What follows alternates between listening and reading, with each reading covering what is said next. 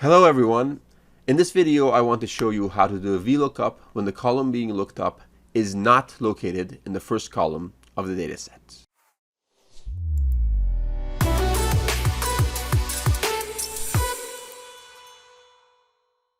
Okay, using this dataset over here, I want to do a VLOOKUP that will return the contact names for all property types where the property type is equal to commercial. Now, if you have a look at this data set, you'll notice that the lookup column, that is the property type column, is not located in the first column. Rather, it's located in the last column of the data set. And we are usually used to seeing the lookup column in the first column. And this poses some issues when it comes to the VLOOKUP, as we can't do a traditional VLOOKUP in this case, unless, of course, we rearrange the columns and place this column in the first column, which is possible to do, but we don't want to do that. Instead, we want to use a neat formula that does the VLOOKUP as is, without needing to make any rearrangements on how the columns are ordered. Here is the formula.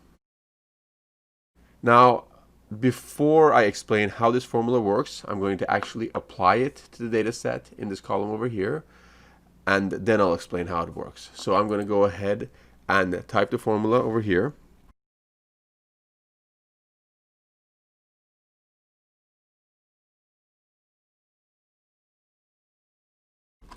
Okay, now I'm going to drag it all the way down so it's applied to all the rows in my data set.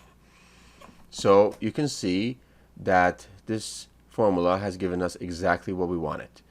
That is the contact names where the property type is equal to commercial. So now that I've applied the formula, I'm going to explain how it works. So this formula is in some ways the same as a traditional VLOOKUP, but instead of the table array, we have this argument over here. This formula basically places a simple if statement where the table array is usually located. And this creates a virtual table that consists of two columns, column D and column A, where column D is located before column A in that virtual table. And that's why when we set the index as 2 in the formula, the contact name in column A is what appears in the result. Now, if we change the index number here to 1 instead of 2, the property type is what actually appears. So I'm going to do that just for demonstration purposes.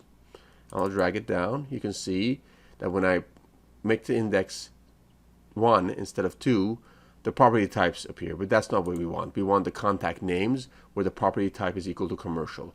So we'll leave the index as 2. And I'll again drag all the way down.